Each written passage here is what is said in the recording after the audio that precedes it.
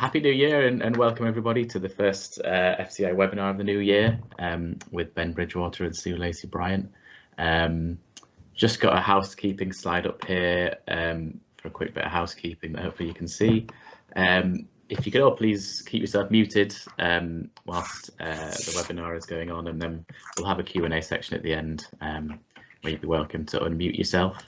There's some shortcuts there and highlighting how to mute yourself and how to show the chat. So as I said, we will have a Q&A section, but if you could also just post any questions you have during the webinar in the chat, then we'll try and get to them all. And we are recording now as well, just so you know, and we'll upload this video to the faculty website and YouTube channel afterwards to watch back if you weren't able to join.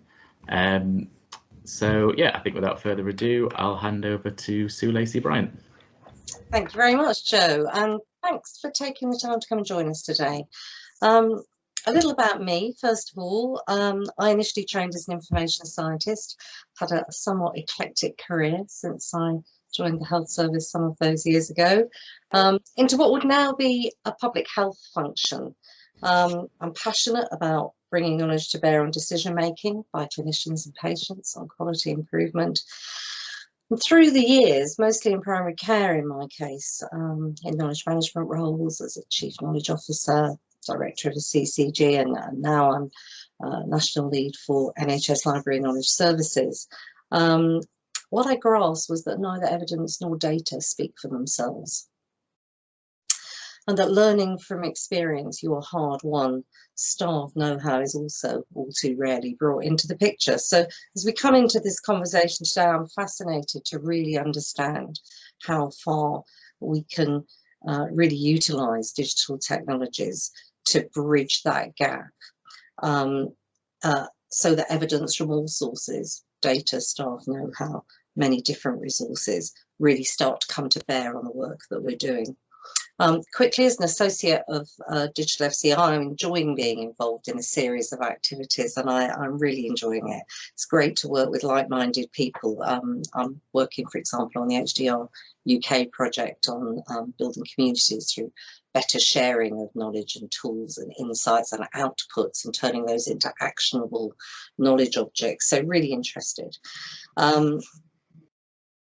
So it's a real pleasure to come towards introducing Ben Bridgewater, who's, as you know, is Chief Executive Officer of Health Innovation Manchester, one of our academic health science networks. And I'm reminded, Ben, that you and I first met at a bilateral between Health Education England and the Academic Health Science Network, and you stayed back and showed me the digital maturity model that you're using there to start to bring in new solutions. It was a real window on the kind of transformative work that you're leading, and I really want to know more, and I know that's why people have joined us today. But just to satisfy my curiosity, would you kick this off by really answering that underlying question? What makes a consultant cardiac surgeon walk away from the NHS with that passion for quality improvement? What made you walk away from the NHS 5 years ago? Okay, well, thanks for inviting me along to the session first and foremost.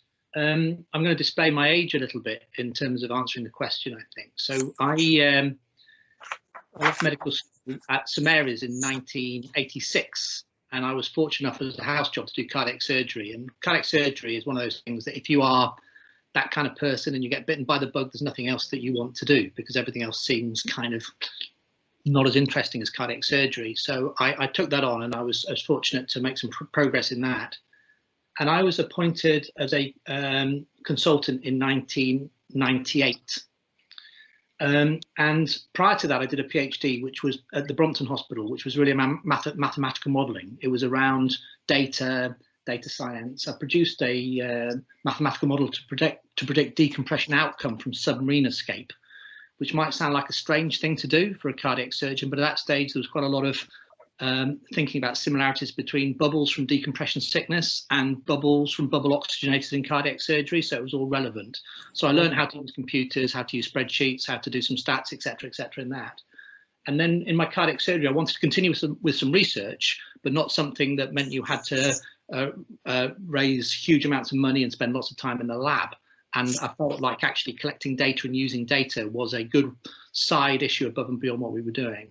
So for people with a keen grasp of cardiac surgery history, you will know that the Bristol Public Inquiry into the sick kids was published in 2001, and that was all around events prior to that. So a lot of my kind of cohort were involved at Bristol as registrars, senior registrars, and I knew the pain and the anguish, and I knew some of the issues around failures of governance in that at that particular time.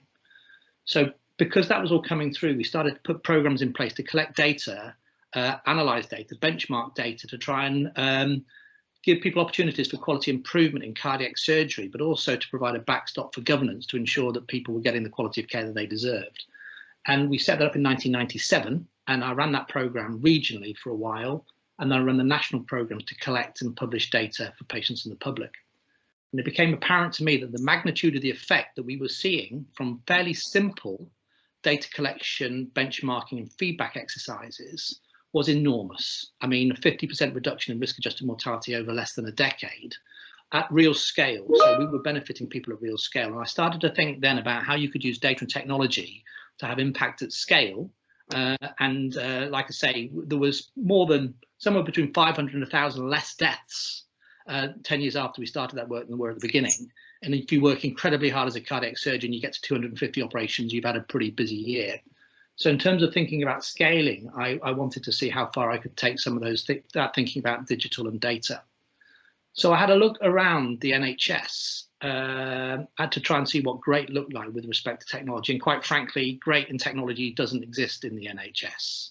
But actually great does exist in banks and retail and insurance and defence and transport and all those places. So I left the healthcare environment to really go on a crash course to better understand technology. And I joined a company called CSC, which has now become DXC, which may sound like a strange choice, but they actually had a model whereby they worked to deliver business value to their customers, and their industry verticals were insurance, retail, banking, manufacturing, transport, defence, healthcare and life sciences.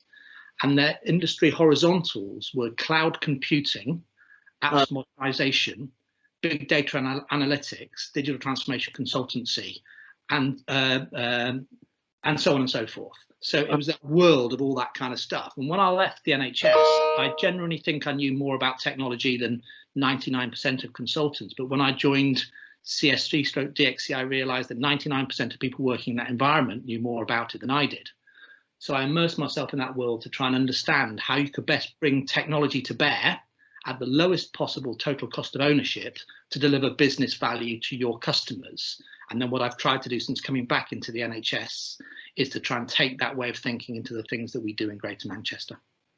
That's really interesting, Ben. And I won't dwell on my own experience, but there are real points of similarity in that I left the NHS at about the same time, went off to get some experience working elsewhere. Was in Doctors Net UK, we're actually looking at continuing medical education, those kinds of things, current awareness, knowledge services there. I was the knowledge architect there. But I mean, what made you come back? You'd reimagined healthcare in the 21st century with, with digital at the forefront of delivery, not back office, but at the forefront as a driver. So what made you come back?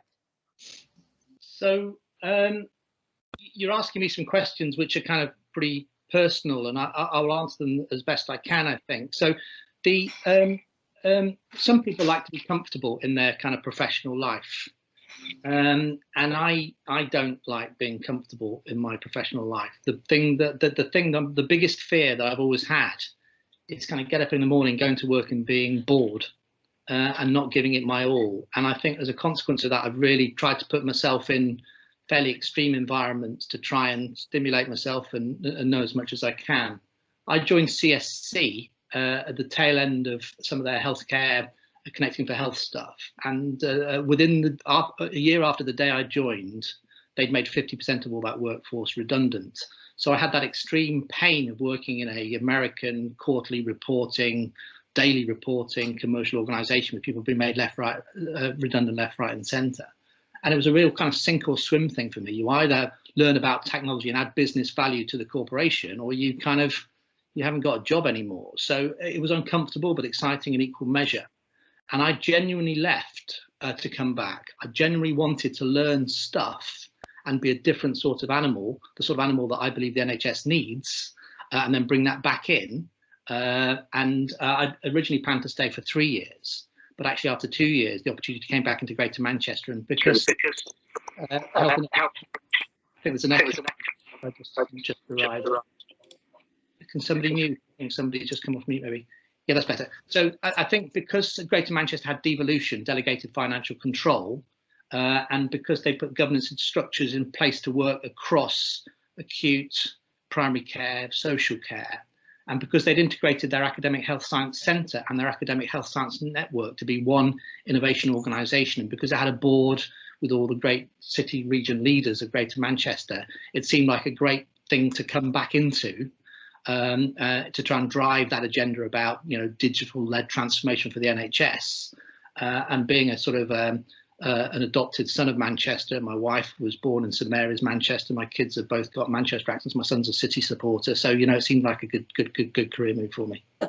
Push back on the personal stuff, but I do think it gives people insights into your passion that you express around your work. Do you want to talk more about the work that's currently going on? Yes. So we've been progressing a bunch of things, and these were interesting and compelling programs towards the citizens of Greater Manchester. Some of those were putting some of the kind of infrastructure in place, so shared care record programs, for example. Some of those were accelerating specific value propositions at scale to benefit Greater Manchester. Some of those were a new widget. Some of those were new digital applications. Some of those were new medicines and things like that. And that was all going and progressing in a sort of stately direction. And then, of course, COVID hit us all. And when COVID hit, being a sort of an innovation intermediary, we found it really quite difficult to find our place. And I went to a really compelling presentation. This would have probably been right at the beginning of April.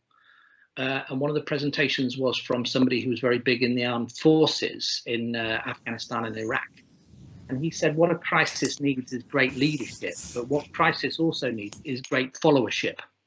And given the fact that I wasn't going to be a great leader in this crisis, I said, well, I and my organisation want to be great followers.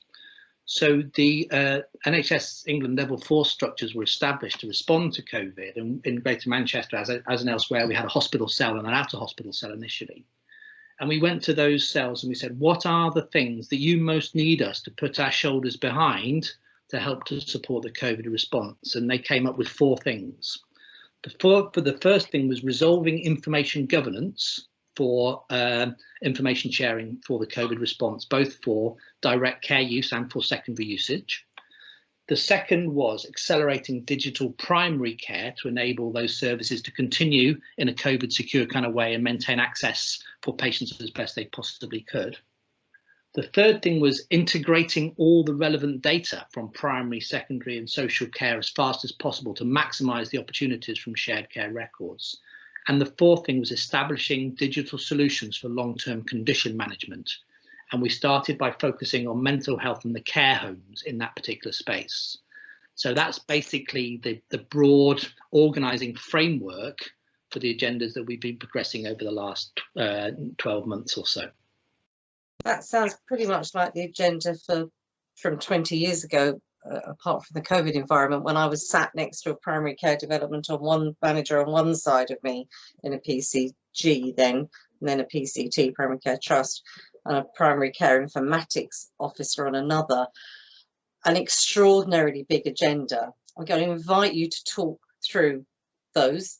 But as I go into that, I'm just drawing back in the back of my head, you know, I was the review program manager of the Topol review, and we, you know, this wonderfully exciting report, amazing piece of work chaired by Eric Topol, from which, as you look at the excitement of the digital transformation, what you conclude is that as a rule of thumb, only 20% of it is about digital, and the other 80% is about people and change. And I wonder if you might reflect on that as you go through talking about these 4 strands, Ben. Yeah, sure. So we talk about people, process, culture, tools, and tech. Okay, so everybody in my organization, if you ask them about digital transformation, they will see people, process, culture, tools, and tech. It's just our mantra about how you do these things. So the first thing is you have to have the right to use the data. And so the information governance stuff was incredibly important. And we recognized the COPI notice. You know, we were all over the COPI notice. But actually, the COPI notice says you have a legal requirement to share, but it doesn't mean that you don't need to have data privacy impact assessments and so on and so forth.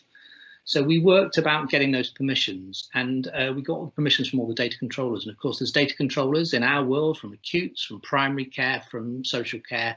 There's people then who have data processing contracts and things like that. So we worked really hard to line all that stuff up. And very rapidly, we got to the place that we could have permissions for direct care. And it took us a little bit longer to get the permissions for secondary use. But we have all those things kind of in place. But these things don't rely on the COPI notice. We use the COPI notice to have the discussions, but they don't rely on the COPI notice. And we stood up a whole bunch of new committees, like we have a secondary uses oversight group, which is chaired by a very senior, very respected general practitioner. And actually is the kind of the organisation that ensures trustworthiness in data use. So the trust has been placed in us to use the data by the data controllers, but to generate that trustworthiness, and I differentiate between the two things, you have to demonstrate that everything you do is compliant with the letter of the law, the spirit of the law, etc. So we have this secondary uses oversight group, and then we have another series of groups in terms of an operational expert group for data use and a research governance group. So we put all those things in place. So that was the sort of data information governance stuff, and that was heavy lifting.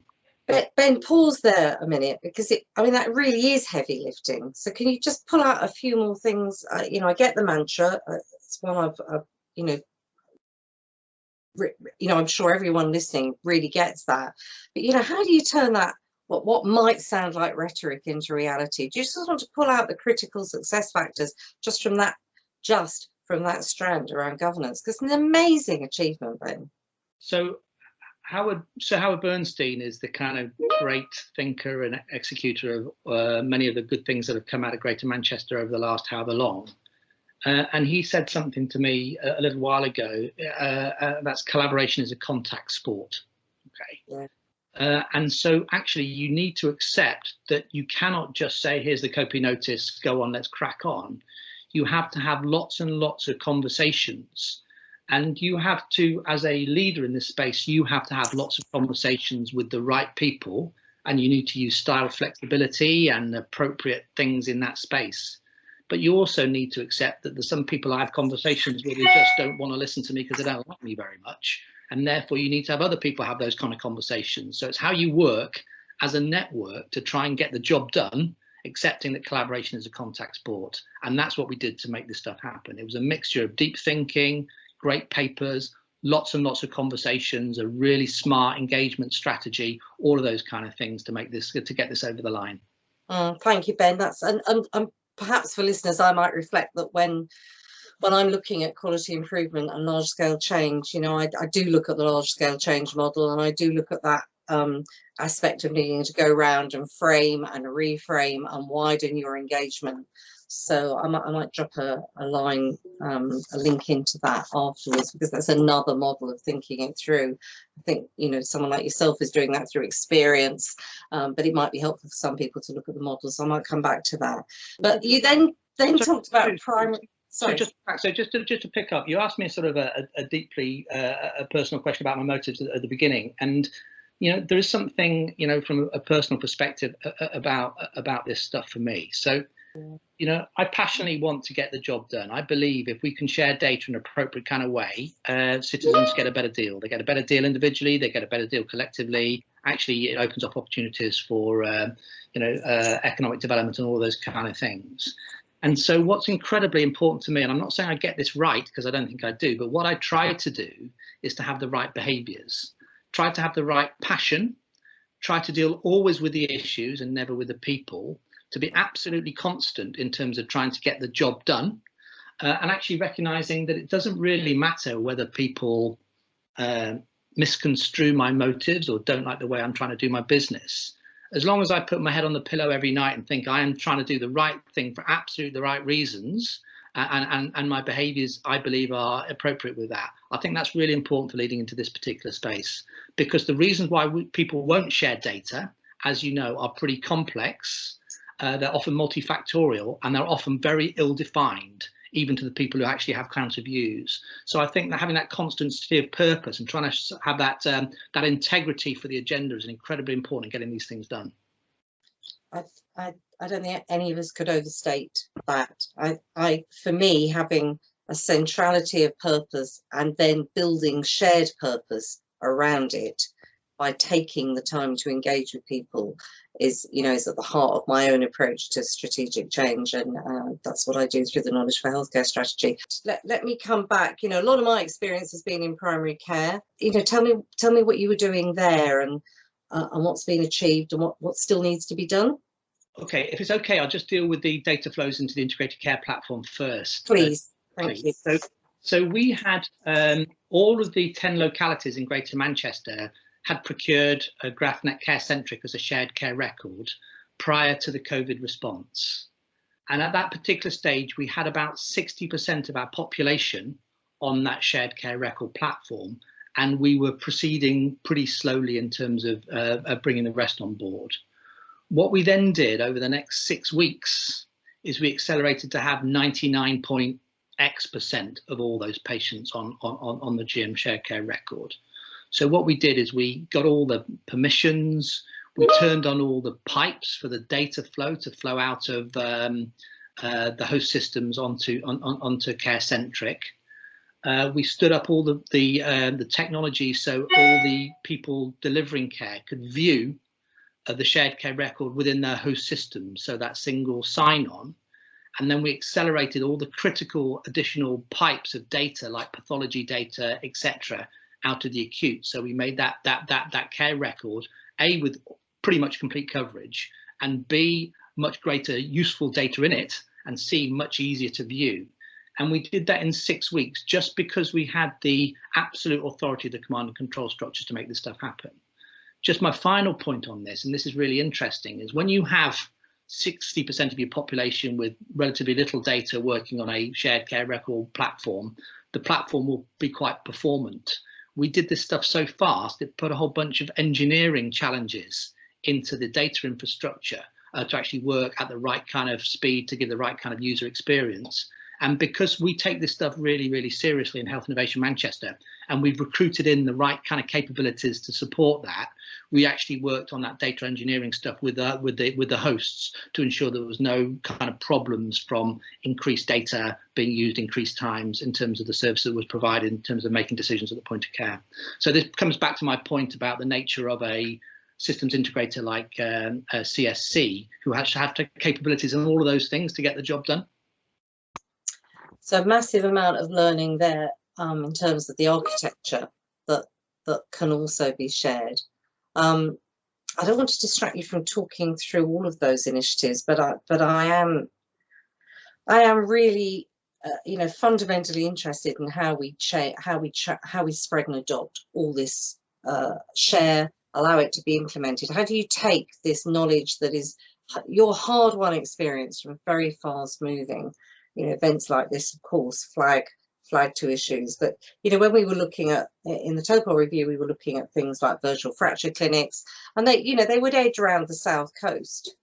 And actually, sometimes it's, in my experience, is easier to bring an initiative from 200 miles away than it is from 2 miles away from your general practice for all sorts of biographical reasons. But as you go on to talk through these 4 strands of work, it will be helpful to think about how you think about transferring them even into via another AHSN, for instance. Sure. Okay, shall I pick up the primary care transformation stuff then? Please. So we thought about this stuff and we came to a view, not surprisingly, which other people have come to, that actually for primary care transformation, again, you need 4 things. We like simple numbers. We can't count above 4. But the 4 things were making sure that people had the right kit available to them, in terms of laptops, etc.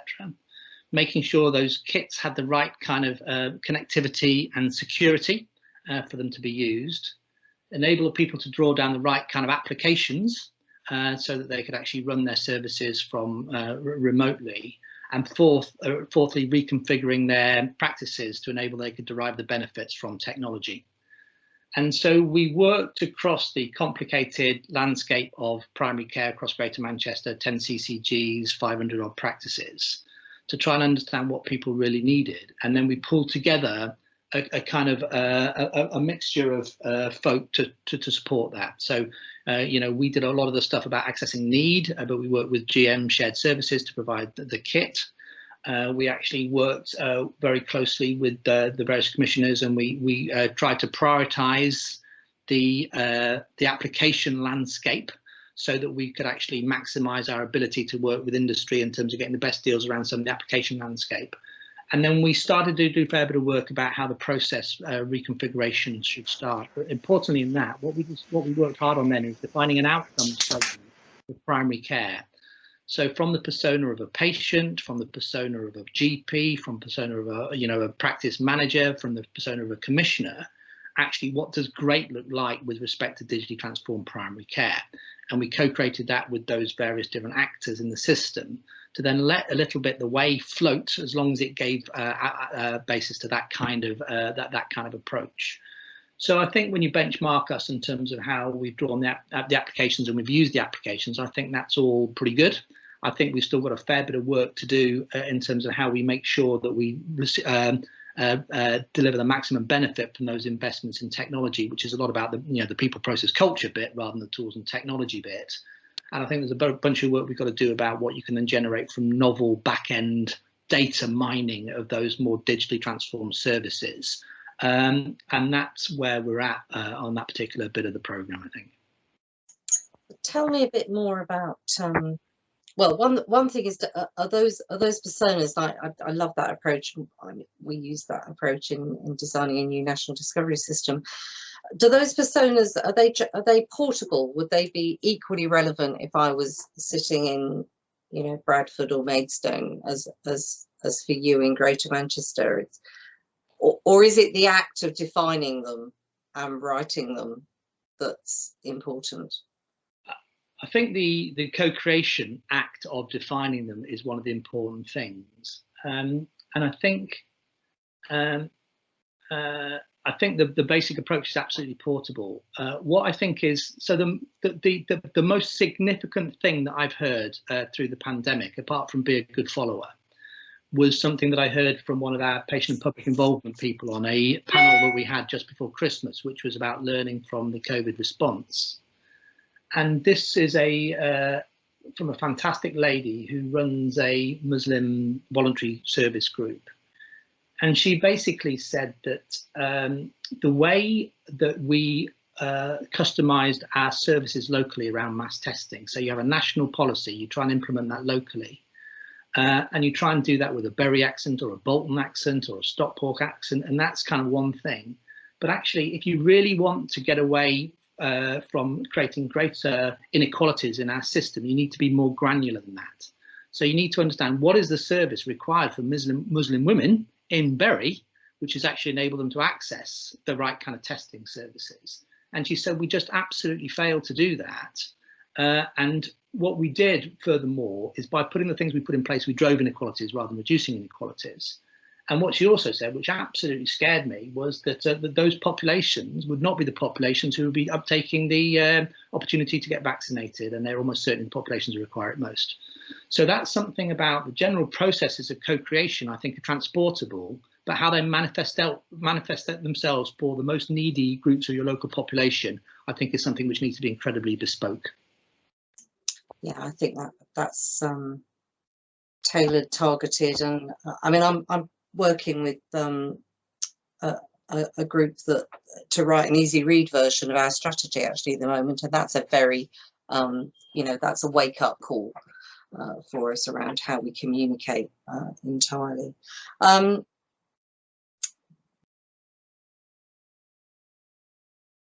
So what I heard you say there was that the co-creation is part of the methodology. And actually, I guess what you're telling me is that the outputs of these things that make this happen, that you could draw in a picture and say, we did this and we did that and we did that, are all fundamentally part of an overall approach that you've described under a series of headings. But there's a strategic logic model to where you're doing. And I wonder if you've ever drawn that other colleagues could look at. Yeah, I mean, we have done some of those things, and you know, I've written all this stuff down actually, which we will kind of get out as soon as I've got a bit of a bandwidth, polish it up. But actually, more what I come back to is a relatively small number of management consultancy tools.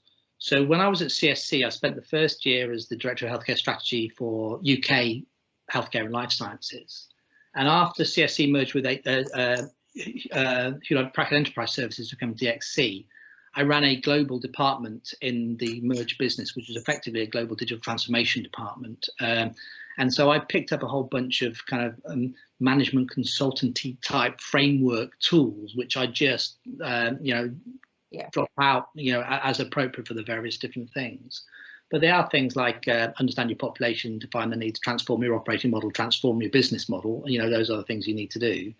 They're about, absolutely focus on the customer experience, and having focused on the customer experience, make sure you measure that you've solved the problem that you've previously defined, and you won't be able to do that without transforming your operating model, which requires attention to people, process, culture, tools, and tech. £1, £1, £1, £1, £4. People, process, culture, tools, and tech is the sort of the money. And then the big thing, which I think we're really all scratching at the surface of at the moment, is actually to make technology solutions appropriate at scale. You need to dream up new business models which are more appropriate for the 21st century than the ones which we currently try and shoehorn our current innovations into. So I've got a couple of questions on what you've just said, but I'm going to go over to Martin, if I may. And Martin, I'll share your question on your behalf, if I might. So Martin's part of a LHCR shared record program, and is finding collaboration across the local area quite challenging, almost impossible, near impossible. So how do we overcome supplier interoperability issues as part of that at scale collaboration and co-creation? Yeah, I mean, there's something in this, I think, which I'd probably say is the kind of the probably biggest guardrail I've had through my life and all the things that I've tried to take on, and that's the best is the enemy of the good. Okay. Yeah. So I think there is something in this about, if you could give me absolute assurance that you can share data across primary care, hospital care, and social care, and you could render that in a really fancy kind of way to enable people to make good decisions, both for direct care, for planning purposes. You've got a back end for secondary usage of all that kind of stuff. You're a lot further forward than you are today. I would regard that as good. I think if you then want to share that in terms of the wider determinants of health and housing and police and this, that, and the other, that ups the ante significantly in two different ways. Firstly, around information governance and the required permissions. And secondly, in terms of the interoperability that you need to do to integrate in multiple organizations and the cost of standing up the, the integration pipes and channels and the semantic harmonization required for the data and standardization of the identities and all that kind of stuff. So I think there's something here about, the best being the enemy of the good. And I think when you define what good is look like, trying to then make significant, relatively small steps forward as best you can in a way which demonstrates that you are actually getting benefit from the investments that you're making.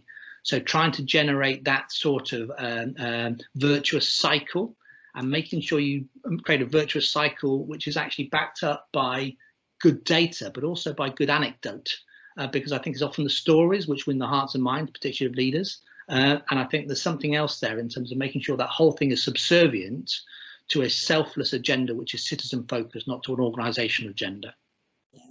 I'm not saying anything clever here because people know that stuff. I couldn't agree with you more. I'm just going to look at who's putting their hands up so that I can bring in Martin. Would you like to add a comment? For some reason they flip our name, so it's Charlie. I'm so sorry. It's two guys' names anyway, so it doesn't really do. Doubly makes all the difference, Charlie. You go on. Well, thank you. That's a really good point. Thank you, Ben, for mentioning all of that, because that kind of siloed work that ends up happening is how we get that, I suppose, the technical element to be seen by the right people, because I'm quite proud of our program, because it is completely driven by the clinical pathways, completely driven by the patient stories. So, and well, it ends up being the clinician stories about how it's benefited the patients. And we've been able to do this like real locally. So we've been able to cross the 2-mile divide, but it seems like we can't get past the 20-mile or 30-mile divide, and people seeing those stories and understanding what it could do. And then, of course, the supplier impediment. So thank you for that. You've raised some good points and some things for me to think about in terms of, yeah, how do I get that what we've the patient stories, the selflessness kind of advertised without, because we've all been there with digital programs, haven't we? We're saying that it's doing these things, but we don't really have the backup or the proofs that it has actually done something for our population. So yeah, that's what really where my question was coming from. Thanks, Charlie. I'll get you to say a bit more about impact, Ben, and then I'll go to another question from the audience. So just on the kind of the shared care record thing is the prize here is big, yeah, and the road is narrow and windy, and I think it's just about keeping on. It is just about constancy of purpose. It is about great behaviours, and relishing every small step forward. And keep on keeping your shoulder to the wagon. I mean, it's just hard yards, isn't it? And I think all of us involved, to a lesser or greater extent, you feel those things. But it is about absolutely celebrating the little successes and just keep on going. Ben, I not waiting for the magic perfect solution. A clear sense of purpose and direction, and then taking incremental steps as you can, and celebrating each would be. I think you'd endorse this as a way to go here. Yeah, I would. I mean, the other thing I'd add to this is, CSC, where I learned a lot of my kind of stuff, is a systems integrator. So they earn their crust by bolting, basically, not exclusively, but basically by bolting together other people's technology to deliver business value for their customers. And well, you need to be very clear about what the problem you're trying to solve, very clear about the business value to that customer, and very clear about the total cost of ownership of actually delivering the technology to deliver that business value. And total cost of ownership includes people, process, culture, tools, and tech. And the total cost of the tech includes hosting, application licenses, configuration, and so on and so forth. And so it's understanding that holistic view of these particular things is incredibly important. But within that context, then actually defining bite-sized chunks as best you can. So you have an agile methodology for accelerating benefits delivery, and therefore these really compelling stories, I think, is key to getting more hearts and minds to take this stuff forward further, faster. Absolutely, and what you've described there is this is about avoiding tech in search of a solution. This is, it is about opening up the opportunities and really getting your priorities in your direction. But let me come across. There's a question here around access for research use and the governance around this, and the value, maximising the value from shared records. Do you have a view on that, Ben? I do have a view on that,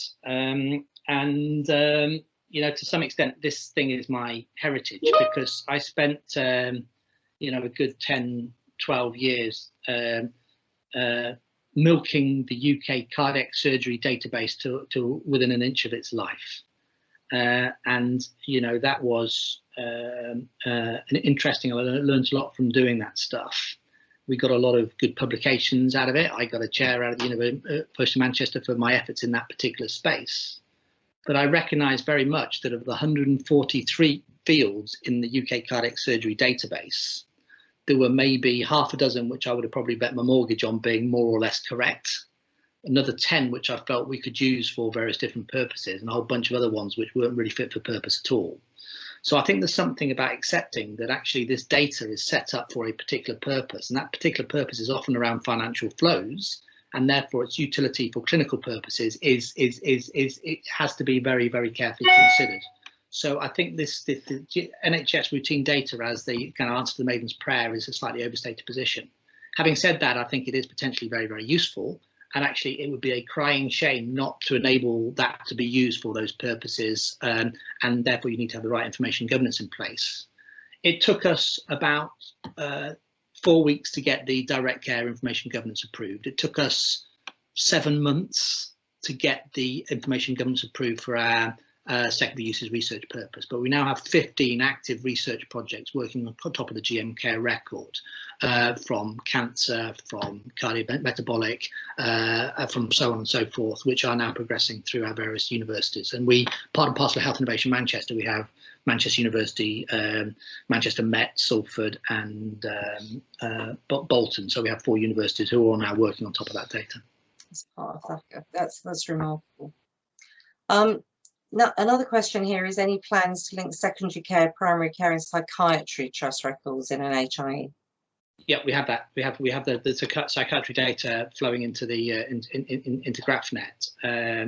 But obviously, you know, the issue when this comes really compelling is when the data is structured or non-structured. But we have that stuff flowing in, and then we have a whole bunch of capabilities which I think are really exciting around you know, text mining and stuff working on top of that.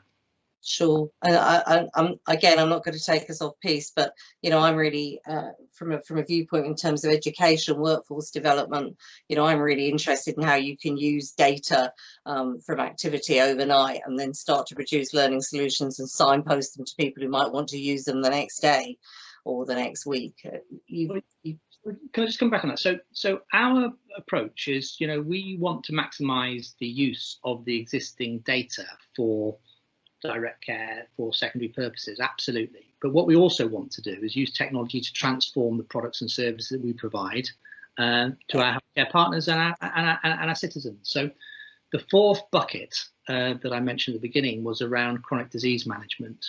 And we've been doing a bunch of work with an SME called Safe Steps, who branched out of a digital transformation organisation called Red Ninja in the Northwest. And we'd established a platform for predicting and preventing falls in care homes. And these guys walked into a competition that we were running for some relatively small short-term funding to say, this is an idea we have which we think will be a good return on investment. We like the idea, so we worked with them as part and parcel of our AHSN commission. And we stood up this falls prevention platform in a small number of care homes in Bolton. And that demonstrated a reduction in falls in the care homes of 28%. So we liked the idea of that. It was a very compelling return on investment. We liked working with the company, the care homes loved it. And so we were in the process of actually getting that commissioned up using our delegated financial control structures right across Greater Manchester when COVID hit. So we then spoke to these guys to say, okay, you've got a platform which is working and is liked and it's got the right kind of user-facing care homes. Can we adapt that to support care homes in the COVID response? And this probably happened about April, I think, when it became apparent, end of April, when it became apparent that the care homes were right, the kind of the Western Front of the COVID crisis, if you like. We then started to work with COVID, and we configured that platform to help the care homes respond to COVID in terms of monitoring their residents, in terms of connecting the care homes with other services, primary care services and services out of the acute hospital, in terms of actually doing stuff like their PPE stuff and actually generating data for their SITREP reports and things like that. So we configured this platform to the care homes, and we did this with one locality very quickly over about 6 weeks. And that again co-created using care home workers, the primary care, etc., etc. And we stood that up, and that's now been implemented across 80% of Greater Manchester to do that kind of thing. And what we're doing with that platform now, and this is what happens with platforms, is you can extend that platform out of care homes into care at home, and you can extend that platform out of care homes into other integrated care environments. So again, that's something, but the focus has been on transforming the services that we provide using technology. But of course, there's a whole bunch of data now in that platform, which is amenable for ongoing back-end learning, so you can constantly refine those services. That's quite remarkable. I'm going to pick up a couple of questions. So an observation, I think, coming through from experience around the UK surgical logbook, which is obviously, you know, a highly well-established 2002 launched. I'm really talking about the importance of limiting the data fields to make it easy to use, and that has allowed, and I mean, part of the factor of the accelerated rollout. Did you want to say anything more about that, Angus? Yes, I think that the ease of entry of your data is really important. If you ask for too much, the people who are contributing or entering the data get fed up. So you really have to make it as concise as possible. And the consequence of us doing that has been that it's been rolled out from orthopedics across the whole of surgery, and now is being used by trainers. Now, if we'd asked for too many fields, people wouldn't have filled it in. And you've got to think about the person entering the data and whether it's easy for them to do. One of the big problems with IT is there are too many bits within IT where you've got to fill out a complicated form. And if you don't enter every field, it might reject you. It depends on the setup of your form. But God, that is frustrating. It really is. And you need to try and avoid that. But that's just my experience. So I'd go a bit further than that. In terms in the space that we are talking about, actually, the data that's generated should be a side effort of direct care. So this should be, I call back-end data machine learning. And the more that we focus on the user experience, so that actually these tools are intuitive to use. I mean, when you buy your kids an iPhone, you don't then spend £1,000 sending your kids on an iPhone course. You just buy the iPhone and it's so easy to use, and the help's all out there and stuff. And the more we have really intuitive, great experience tools at the point of care, the more we'll generate data which is fit for purpose for secondary usage. And just to throw a bit of challenge into policy here, we need to get to a place where the change control structures for the various data fields aren't determined purely by financial flows, but actually recognise the clinical importance of more rapid development of some of those data fields. Couldn't agree with that more. I'm going to go back. We've got a huge wealth of experience on the call, and there is a request here that for some, you know, where can you tap into some help and expertise to develop a business plan for a digital solution? So I can see one or two people have popped in a response to that saying, I'll see if I can share something. But those of you looking, if you can pop anything in the chat box while you're looking as a response to help a colleague on the call, I'm sure that will be welcome. I'm going to take us back, if I might, Ben, because there was a thing you really slipped over. When you talk about the primary care piece, you talked about right kit, that the kit's got the right connectivity. I definitely know that one from experience. Right apps, and then you said, and the right reconfigure to be reconfigured for practices. And in my observation and experience, that's a huge piece. How do you stop people from thinking they're lifting up their practice and popping it into another box, and maybe even keeping the old box of paper ticking over just in case as a trust issue? How do you get people to think differently about that flow? I guess that persona work starts to speak to that, Ben, but would you like to say more about it? Yeah, so I'm a big believer in Kurt Lewin's adaptation of Edgar Schein's change model. Okay, so somebody taught this to me a long time ago, and it's something that I just kind of, you know, live by a little bit. And basically, in essence, that says, in general, people do what they do, and they're frozen in that particular behaviour pattern. And actually, the first thing in any sort of change process is to unfreeze them. And the way that you unfreeze them is you provide disconfirming information to create survival anxiety. Yeah. And having presented disconfirming information to create survival anxiety, what you then need to do is provide new options in an environment of psychological support. And having made the change, then you need to refreeze them in that way of thinking. And the first time I read it, I thought, well, that's quite interesting. I don't really understand what it means. But actually, having thought about it a lot and done it a few times, actually, it's not a particularly simple, not a particularly complex kind of thing to do. So I think the first thing in this is accepting people are frozen in the way they do those things, and they need to have an unfreezing kind of process. And I think there's two ways of unfreezing people. I think the second, and we're constantly challenging people to do this, is, and these are people who provide primary care services or commission primary care services, you know, think about what's the experience that you get from your bank. I mean, I use First Direct. The First Direct banking app is just unbelievably easy to use and makes your life so much better. And actually, how can you compare that with primary care? So get people to start to get themselves out of the normal way of thinking and start to reconfigure their thinking about some of this kind of stuff. And then, of course, what I think happened with COVID is it wasn't just a survival anxiety, you will be taken over by Babylon or whatever it happens to be, but actually there is a kind of an existential thing here, which means you need to do things in a different kind of way. So I think that took care of quite a lot of the unfreezing bit. I think what we found with primary care is that people have different appetites. So I think there's some people who just want a kind of a light soup, and there's some people who want kind of soup to nuts, if you like. And so what we've tried to do is recognise that and support people. We found that the people who've had much bigger appetites have got some really transformational outcomes in terms of what they've done with digital primary care transformation, where they've rooted all the basic things that don't need to go through a doctor, not through a doctor. They've got all sorts of efficiencies about some of those kind of operational efficiency type of processes that are required. They have a much better ability to manage their workflow in a much more coherent kind of way, and they're getting better experiences for their patients through multi-channel. This isn't all about video consultation. Quite frankly, most of it isn't, but they do that in a much better way, which gives them more time to create a better work-life balance.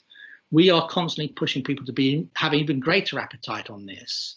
So if you have PCNs, for example, or PCNs plus, or working on a similar digital application which gives you able for labor arbitrage, in my language, you know, people working across a bigger system, so you can manage demand and capacity in a different kind of way, that gives greater benefits. But we recognize people have different appetites in this space, and we recognize also that the existing business models aren't necessarily the right business models to drive that change at scale, and so we're working within those constraints. So I'd planned to ask you a question about fostering mindsets to bring the health service into the 21st century. And I think, you know, that discussion talking about unfreezing, bringing in tech, you know, started to address to that. I suppose there's a couple of questions still in my mind. So the first of which is, how far do you think this stuff's going to stick? How sticky is it? You know, anyone with the right skills can deliver a successful project. Can they deliver a lasting change without the kind of authenticity and that amalgam of management skills and expertise and depth of clinical knowledge that you bring to this, is the question I'm left with. So how do we help people do that? How do we help this stick? Yeah, I mean, there is nothing that my organization is doing today which isn't fundamentally things that we planned to do a year ago before COVID hit us. So there are some things which we were doing a year ago which we're not doing anymore, but there's nothing that we're doing today which wasn't in our kind of strategic plan. So I think what this has done, and you know, I gave a talk the other day, and basically, you know, COVID has changed everything, COVID has changed nothing. And I think that's probably not a bad way of thinking about this kind of stuff. It's given us greater ease to do some of the things that we were planning to do. We've gone further, we've gone faster, but these are all things in terms of our direction of travel. So I think that's the first thing to say. I think the second thing to say is that the experience that patients get from a properly configured multi-channel digital primary care service is so much better than the service you get from what used to be. You know, we've all, I bet, tried to phone the GP at 1 minute to 8 and not being able to get through because the lines weren't open, and then phone at 1 minute past 8 and finally can't get through because everything's engaged, you know. So the idea that you can actually access that in a normal kind of way is a normal kind of way for 2021. I think is something that, you know, nobody will put up with that stuff kind of going back away. So I think we will create a lot of stickability from this stuff just because the experience for users is better. That doesn't mean that the things that we put in haste over the last 9 months are the right things and will stay in that kind of way. And I think we will constantly need to have agile methodologies to continue to refine these things and get them better and better. But I cannot see things kind of getting rolled back in any significant way from where we've come to in a lot of this stuff. That's really helpful. And we're coming towards the close now of this session. And I think I'm wanting to ask you what kind of steps. We've covered an immense amount of ground, and actually there's so much more to talk about, so I would invite FCI to think about doing something of this kind again. But what kind of steps can listeners take back to their own neck of the woods to harness this learning is one strand. I know that there are people listening who are really interested in the cultural change that we've been talking about actually a little while now. And a plea from me actually that we see this not as being just about data, that data is a fabulous, totally underutilized form of knowledge that needs to drive forward. But we also do, of course, have the evidence from the research for which you use it or have done in the past. And this huge wealth of experience and expertise, the know-how in the room. So what steps, what priorities and steps would you be encouraging people to take back, Ben? Okay, I'm going to be slightly controversial on this one, I think. So there was a think tank which worked on the edge of the digital business I worked in. And this is not a healthcare think tank, it's a digital think tank called the Leading Edge Forum. And they've got some great stuff online if you're interested. And they had a view that there was lots of, 20th century leaders running 20th century businesses, scratching their heads trying to understand why they weren't being successful into what is now that was then the second decade of the 21st century, and trying to understand what they should do about it. And they came up with a slightly kind of controversial statement of human upgrade required. And actually what they said within that is that the first thing in terms of running a really successful 21st century organization is to make yourself into a 21st century human. And then actually you had a good chance of actually understanding how to be successful in running a 21st century organization. So I took that stuff fairly seriously and did some thinking around it. And they've got some models about what that means. And it says it's about having a compelling digital brand and identity. And you need to curate that. You need to understand what channels you want to use, what is important to you. Do you want to tweet? Do you want to use LinkedIn? Whatever else. But recognize this is an important bit of you as a person in terms of being a leader of an organization. It's about acting with transparency. It's about collaborating at speed. It's about a lot of those behaviors, those digital kind of behaviors that are required. There's some stuff in there where you just need to understand the language. So you need to know your APIs from your CRMs and all that kind of stuff. So there's just some stuff you need to know. But there is also something about, they call it value-centric leadership for an uncertain world. So they have a model about how you need to be as a person to help you run a kind of successful business in a world which is increasingly dominated by technology.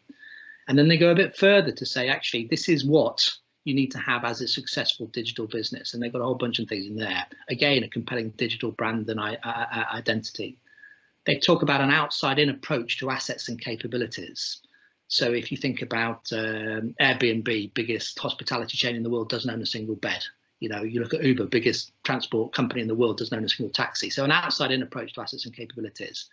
It talks about agile execution.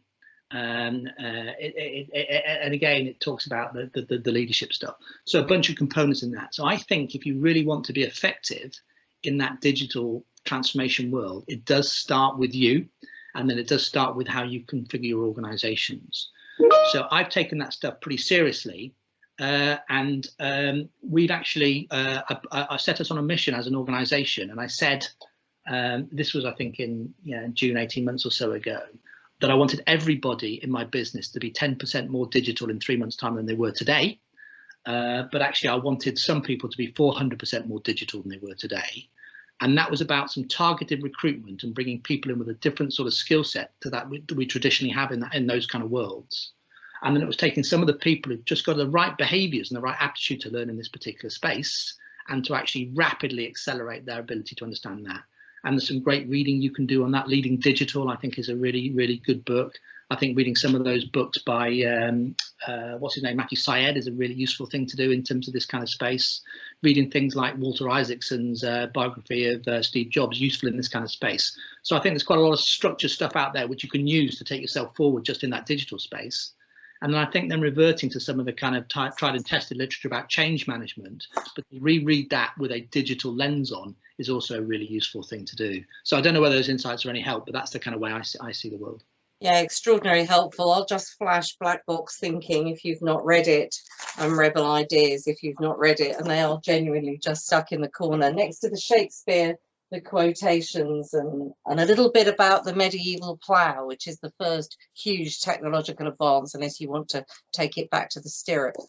I would add leading digital to that. I can't remember the name of the guy. I can find it. You'll find it just typing it in. I think that's a really useful read in this particular space as well. Ben, I think that's an extraordinary coverage through this session. I can't thank you enough for sharing your expertise. We barely scratched the surface, and it's been an extraordinary, fascinating discussion. I thank you enormously for giving the time. Have you got time to take another couple of questions, or shall we draw to a close now? No, I'm happy to take questions if everybody else has got time. Okay, people want to raise their hand. I will look to keep an eye. I do appreciate that people are running through the time.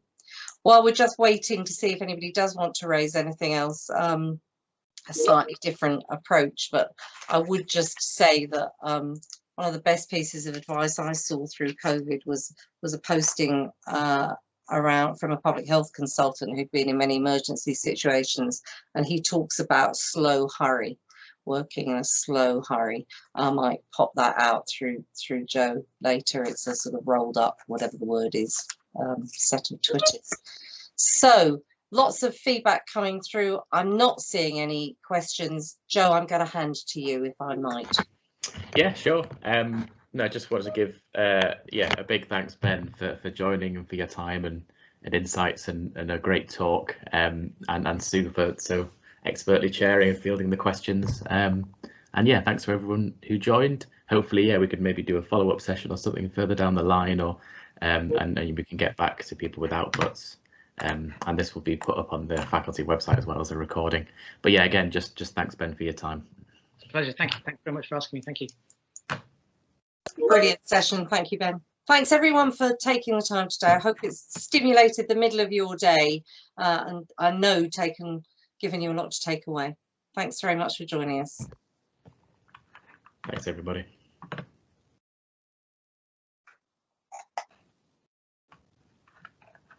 Many thanks. You're welcome.